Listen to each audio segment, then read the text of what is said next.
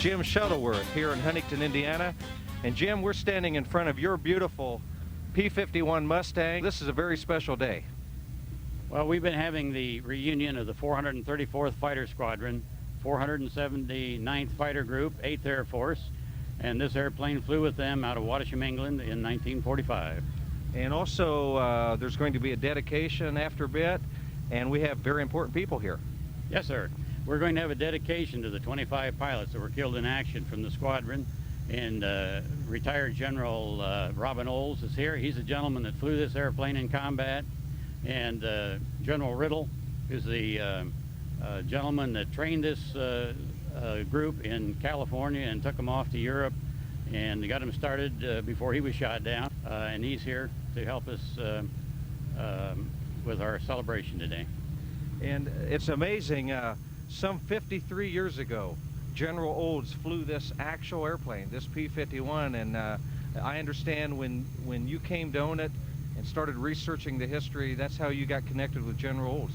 That's true, and Robin was most gracious. He came out after he found out we had his airplane. He came out when we were mating up the wing and fuselage, and he's been very active in following the rebuild, and of course he's since flown it several times. 53 years, and here's the airplane that he actually flew in World War II combat.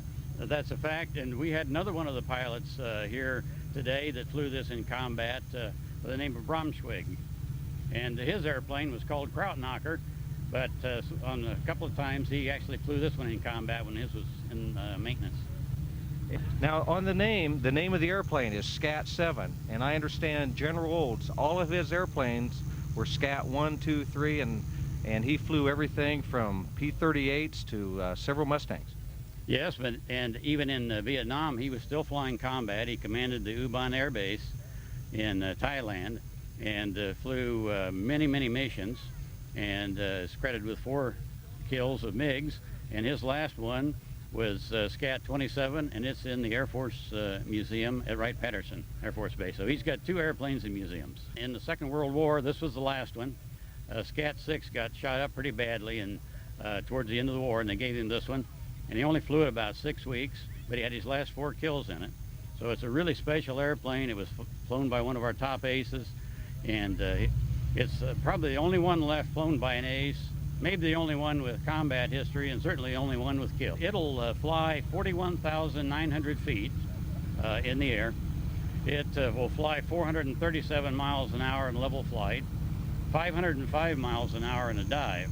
So that's pretty impressive performance even today. And of course it was designed and built back in the 40s, which was really spectacular performance at that time. I understand from the drawing board to the time there was one on the line was a very short period of time. 117 days from the time they started the contract until the first one was flying. And really it came out as an escort to the bombers. It had long range. I mean, it was a fighter, but it had long range, and that's something the earlier fighters didn't have. That's true, but it didn't start out as a really good escort aircraft. It originally had an Allison engine in it, which was a very reliable engine, but it didn't have a 2-stage supercharger. So when they got up to about 17 or 18,000 feet, it started losing power. And originally it was used for strafing and dive bombing.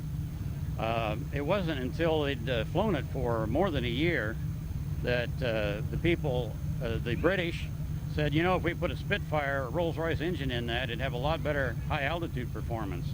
So it was converted from an Allison engine to the Rolls-Royce Merlin, and that's what made it a spectacular escort airplane.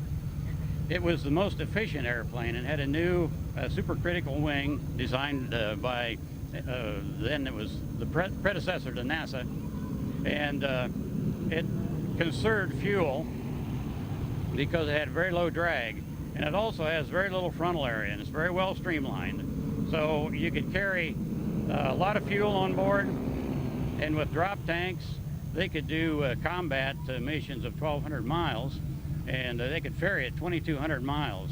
There wasn't anything close. With the Rolls-Royce Merlin engine that you have in it now, what's the horsepower?